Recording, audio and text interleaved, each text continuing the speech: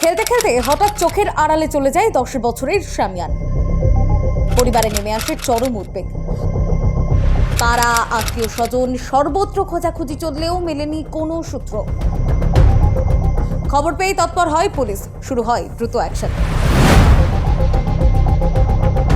গতকাল সন্ধ্যা 7টা নাগাদ পেরো থানায় মিসিং রিপোর্ট হতেই ভারপ্রাপ্ত আধিকারিকের নেতৃত্বে একাধিক টিম মাঠে নামে। মেলার দিক, সম্ভাব্য রুট ও আশেপাশের এলাকা ঘিরে শুরু হয় জোরদার তল্লাশি। অসাধ্যকে সাধন করে দেখালো পেরো থানার পুলিশ। মাত্র 1 ঘন্টার সুপার অপারেশনে একটি অসহায় পরিবার ফিরে পেল তাদের হারিয়ে যাওয়া সন্তানকে। নিখোঁজ 10 বছরের শিশু, আতঙ্কে কানপুর অঞ্চল।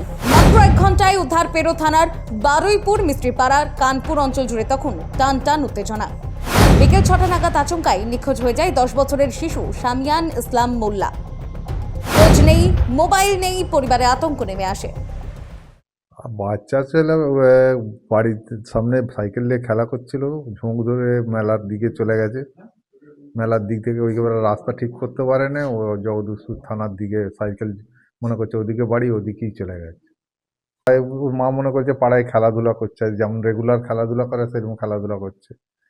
তার মধ্যে সন্ধ্যেবেলা আমাদের আজানের টাইমে এর বাড়িতে ফিরে টিউশনি পড়ে, খাওয়া দাওয়া করে আসছে না, সব ছেলে বাড়িতে চলে এসছে, কাকার ছেলেরা সবাই চলে এসছে। তখন এর মা খোঁজাখুঁজি করছে, তখন ছেলেরা বলছে মুনসাইড মেলার দিকে গেছে। খোঁজাখুঁজির পর সন্ধ্যা 7টা নাগাদ পেরো থানায় মিসিং রিপোর্ট করা হয়। খবর পেয়ে অ্যাকশনে পেরো থানা। ভারপ্রাপ্ত আধিকারিকের নেতৃত্বে শুরু হয় জোরদার তল্লাশি অভিযান। চেক করা হয় সম্ভাব্য রুট, মেলার দিক, আশেপাশের এলাকা, পাঠানো হয় একাধিক টিম।